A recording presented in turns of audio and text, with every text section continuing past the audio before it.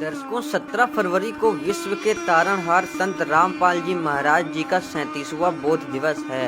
अब बोध दिवस क्या होता है ये आगे आपको वीडियो में पता चलेगा, क्योंकि किसी चीज के बारे में जानने से पहले उसके बारे में पूरी जानकारी होना अति आवश्यक है, तभी हमें सब कुछ पूर्ण रूप से समझ में आएगा। तो चलिए सबसे पहले जानते हैं कि कौन है संत रामपाल जी महाराज। संत रामपाल जी महाराज जी का नाम आज विश्व के सबसे बड़े समाज सुधारक के रूप में जाना जाता है। संत रामपाल जी विश्व में एकमात्र तत्वदर्शी संत हैं, जो अपने आध्यात्मिक तत्वज्ञान से प्रत्येक मानव को परमात्मा का साक्षात्कार करवा रहे हैं। संत रामपाल जी द्वारा बताया जा रहा अलौकिक आध्यात्मिक ज्ञान शास्त्र आधारित और सभी सदग्रंथों को एक करने की सीख देता है। संत रामपाल जी महाराज जी पूरे विश्व में अकेले ऐसे संत हैं जिन्होंने सभी धर्मों के शास्त्रों को खोलकर एक धार्मिक, वैज्ञानिक और तर्कपूर्ण आध्यात्मिक ज्ञान बताया है। तो दोस्तों, हमने जाना कौन है संत रामपाल जी महाराज। आइए अब जानते हैं संत रामपाल जी महाराज जी के जीवन परिचय के बारे में। संत रामपाल जी महाराज जी का जन्म 8 सितंबर 1951 को हरियाणा प्रांत के जिला सोनीपत के गांव धनाना में एक किसान परिवार में हुआ था। अपनी पढ़ाई पूरी करने के उपरांत वे हरियाणा प्रांत में सिंचाई विभाग में कनिष्ठ अभियंता के पद पर 18 वर्ष तक कार्यरत रहे। भक्ति मार्ग में दृढ़ होने के कारण संत रामपाल जी महाराज जी ने जूनियर इंजीनियर जेई के पद से साल 1995 में त्यागपत्र दे दिया था। दर्शकों, आपने संत रामपाल जी महाराज जी के जीवन परिचय के बारे में जाना। आप अच्छे से समझ गए होंगे कि संत रामपाल जी महाराज जी कौन हैं। चलिए अब आपको बताते हैं कि बोध दिवस क्यों मनाया जाता है, क्या होता है बोध दिवस। इसी माह 17 फरवरी को संत रामपाल जी महाराज जी का 37वां बोध दिवस मनाया जा रहा है। परम संत रामपाल जी महाराज जी को 37 वर्ष की आयु में 17 फरवरी 1988 फाल्गुन महीने की अमावस्या की रात्रि को स्वामी रामदेवानंद जी से नाम दीक्षा प्राप्त हुई। उपदेश दिवस यानी दीक्षा दिवस को संत मत में उपदेशी भक्त का आध्यात्मिक जन्मदिन माना जाता है। इसीलिए हर वर्ष 17 फरवरी को संत रामपाल जी महाराज जी के बोध दिवस के रूप में मनाया जाता है। दर्शकों, आपने जाना क्या होता है बोध दिवस, और आइए आप जानते हैं इस अवसर पर क्या क्या कार्यक्रम होने वाले हैं और ये कार्यक्रम कहां कहां पर होंगे। तो चलिए वीडियो में आगे बढ़ते हैं और आपको बताते हैं। इस अवसर पर गरीबदास जी महाराज जी के सदग्रंथ साहिब की अमृतवाणी का 3 दिवसीय अखंड पाठ का आयोजन सभी सतलोक आश्रमों में आयोजित किया जाएगा। इसके साथ साथ सभी आश्रमों में निःशुल्क नाम दीक्षा, दहेज मुक्त विवाह और विशाल भंडारे का आयोजन किया जाना है। इस अवसर पर पूरे विश्व का मानव समाज सादर आमंत्रित है। दोस्तों, 17 फरवरी 2024 बोध दिवस पर पूरा विश्व आमंत्रित है। कहां कहां मनाया जाएगा ये बोध दिवस प्रोग्राम, चलिए अब आपको आगे ये भी बताते हैं। इस बोध दिवस का आयोजन सभी सतलोक आश्रमों में किया जाएगा। ये आश्रम कहां कहां पर हैं, चलिए आपको ये बताते हैं। तो सतलोक आश्रम मुंडका दिल्ली, सतलोक आश्रम धनाना धाम हरियाणा, सतलोक आश्रम कुरुक्षेत्र हरियाणा, सतलोक आश्रम भिवानी हरियाणा, सतलोक आश्रम धूरी पंजाब, सतलोक आश्रम खमानो पंजाब, सतलोक आश्रम सोजत राजस्थान, सतलोक आश्रम शामली उत्तर प्रदेश, सतलोक आश्रम धनुषा नेपाल, सतलोक आश्रम बैतूल मध्य प्रदेश। तो दोस्तों, आपने सुना और देखा कि इतने आश्रमों में ये प्रोग्राम आयोजित होने वाले हैं। अपने भारत देश के साथ साथ नेपाल देश में भी ये समागम मनाया जाना है।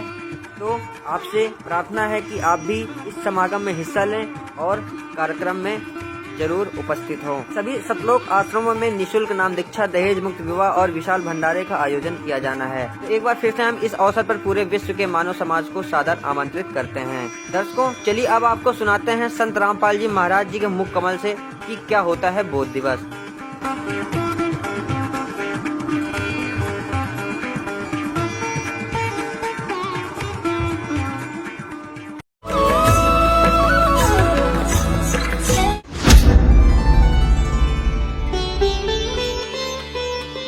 जा दिन सतगुरु भेंटिया, सो दिन लेखे जाने, बाकी समय व्यर्थ गया बिना गुरु के ज्ञान। तो पुण्यात्माओं, जिस दिन आपका आध्यात्मिक जन्म होता है वो आपका वास्तविक जन्म है इस पृथ्वी मंडल पर। फागुन की अमावस्या 17 फरवरी 1988 को इस दास को उपदेश मिला, इस दास का आध्यात्मिक जन्म हुआ। तो कहते हैं गुरु मेहर करे तो काग से हंस बना दे। उन्होंने अपनी मेहर से इस दास को, कव्वे को हंस बनाया और कहा कि आज के बाद तू उपदेश दिया करेगा। वो तो अंतर्यामी थे, समझ गए कि चिंता ना करना, तेरे साथ रहूंगा, तेरे साथ मेरा आशीर्वाद सदा बना रहेगा। और फिर कहा कि विश्व में तेरे समान संत नहीं होगा। नौकरी त्याग दी। एक ही काम हो सके था, या तो परमात्मा का आदेश पालन हो सकता है या फिर वो दूसरी नौकरी हो सकती थी। धीरे धीरे परमात्मा की दया हुई, परमेश्वर ने आशीर्वाद दिया, गुरुदेव ने उपदेश दिया, वो नाम देने का आदेश दे दिया, दीक्षा देने का। दास ये सर्विस करता था। सर्विस के दौरान ही सैटरडे संडे को सत्संग करने लगा। 2 वर्ष सन 1994 में इस दास को नामदान करने का आदेश हुआ। फिर देखा वर्कलोड बहुत हो गया, रजादाता की बहुत भक्त होने लगे, सत्संग बहुत बढ़ गए। दास सर्विस करता था, junior engineer civil Haryana state की। नौकरी त्याग दी। एक ही काम हो सके था, या तो परमात्मा का आदेश पालन हो सकता है या फिर वो दूसरी नौकरी हो सकती थी। तो उसमें नौकरी त्यागने से पहले मन में बहुत विकल्प संकल्प उठे। बच्चों का क्या होगा, कहीं भूखे ना मर जाएं। फिर परमात्मा प्रेरणा देता कि यदि कल तेरी मृत्यु हो जाती है, तू क्या ठेकेदारी लिए बैठा है, इनका पालन परमात्मा ही करेगा। इस तरह की बहुत सी उतार चढ़ाव के बाद फिर परमात्मा ने दया बख्शी, या सेवा दे दी, मजदूरी दे दी इस दास को, उसके बच्चों को जगाने की, उन धनियों को जगाने की। दास को एक कुत्ते की ड्यूटी मिली, भौंकने की। आप सभी धनी हो, आप पिछले पुण्यकर्मी प्राणी हो, आपको जगाना इसलिए आवश्यक है कि आपके चोरी हो रही है, आपकी अनमोल जीवन नाश हो रहा है। जो जाग जाता है कुत्ते के भौंकने से आवाज सुनकर, वो अपना धन बचा लेता है। और जो उस समय भी गफलत कर जाता है, सोता रहता है, तो सुबह वो देखता है तो उसका बहुत लॉस हो चुका होता है। तो पुण्यात्माओं, ये वो शुभ दिन है, ये शुभ अवसर है जिसके उपलक्ष्य में ये 5 दिवसीय समागम किया गया। फागुन की अमावस्या 17 फरवरी 1988 को इस दास को उपदेश मिला, इस दास का आध्यात्मिक जन्म हुआ। उस दिन के बाद एक नए जीवन की शुरुआत हुई। आत्मा में न्यारी उमंग हुई। दिन रात भक्ति, मालिक की वाणी, सतगुरु का संग करने लगा।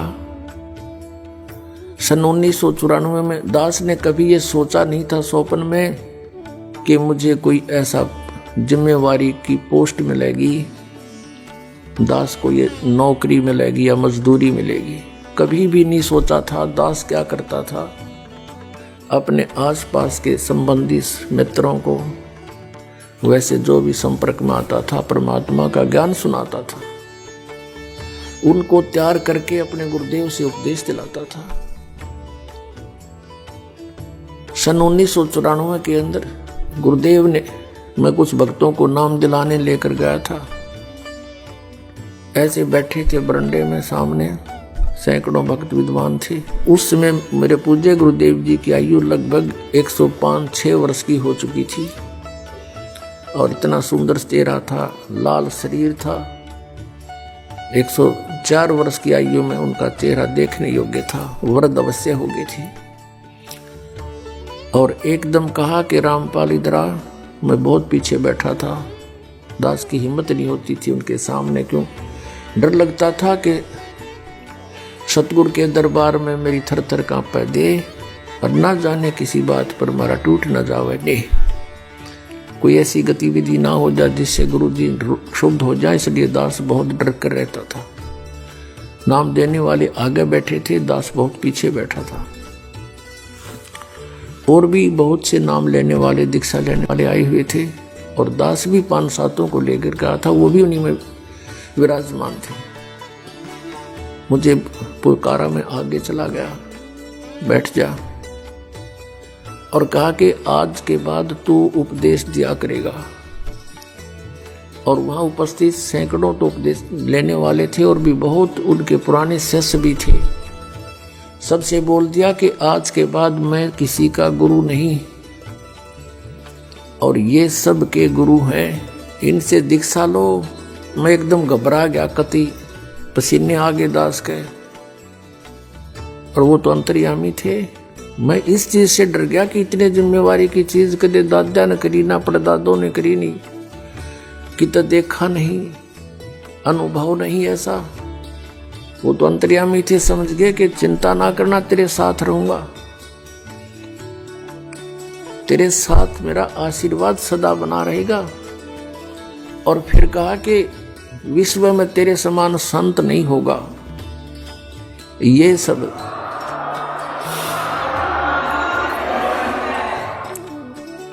अब पुण्यात्मा, उस समय दास अपने को भगत भी पूरा नहीं मानने था, और उन्होंने इतनी बड़ा आशीर्वाद दे दिया कि तेरे समान विश्व में कोई संत नहीं होगा। तो कहते हैं गुरु मेहर करे तो काग से हंस बना दे। उन्होंने अपनी मेहर से इस दास को, कौवे को हंस बनाया, अपने ही आशीर्वाद से संत बनाया। उस समय हमारी बाल बुद्धि थी, ये बात समझ में नहीं आई कि मेरे जैसा एक तुच्छ प्राणी और विश्व में मेरे समान कोई संत ना होगा। ये बात गले नहीं उतर रही थी, लेकिन गुरु की जो वचन है वो उसमें दोष भी दिखाई नहीं देवा था। जैसे कोई छोटा बालक होता है और उसको कोई कहता है कि बेटा वो पेन ला, वो जैसे पेन रखा होता है, ये पेन रखा हो और वो बच्चा उठा लेता है, वो पूछता है डैडी ये क्या है, पिताजी ये क्या है। पिताजी कहता है बेटा पेन है। वो कहता है कि पेन है, पेन है।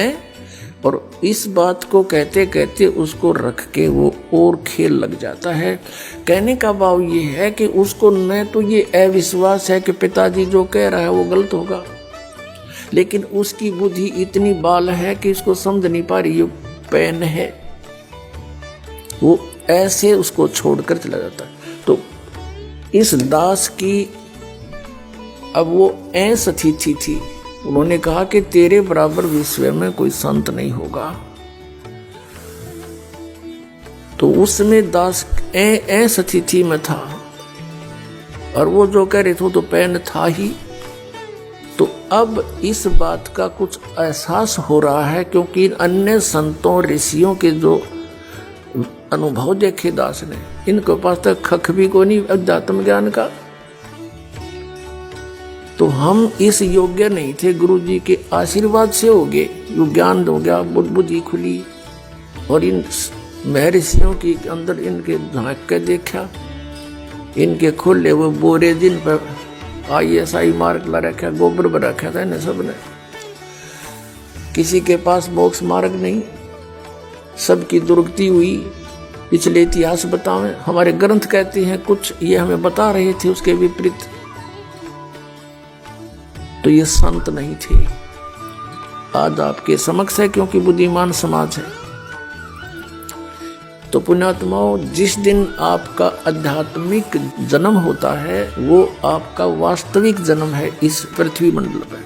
शरीर के जन्म तो असंख्य हो लिए, जन्म तो वो भी है क्योंकि शरीर स्टार्ट हुआ, और अब आत्मा का जन्म समझो, आध्यात्मिक जन्म उसका उस दिन है जिस दिन सतगुरु मिल गए। जा दिन सतगुरु भेटिया, सो दिन लेखे जाने, बाकी समय व्यर्थ गया, बिना गुरु के ज्ञान कि यही समय हमारा उस दिन से लेखे लगा जीवन जिस दिन से पूर्ण संत मिले। नकली गुरुओं से उपदेश लिया हुआ व्यर्थ है। दर्शकों, अभी आपने सुना संत रामपाल जी महाराज जी के मुख कमल से कि बोध दिवस क्या होता है। अब आपको पूरी तरीके से समझ में आ गया होगा कि बोध दिवस क्या है और क्यों मनाया जाता है और कहां कहां मनाया जाएगा। दोस्तों, संत रामपाल जी महाराज जी से नाम दीक्षा लेने के लिए एवं अपना नजदीकी नामदान स्थान का पता करने के लिए 8222880541 नंबर पर कॉल कर सकते हैं।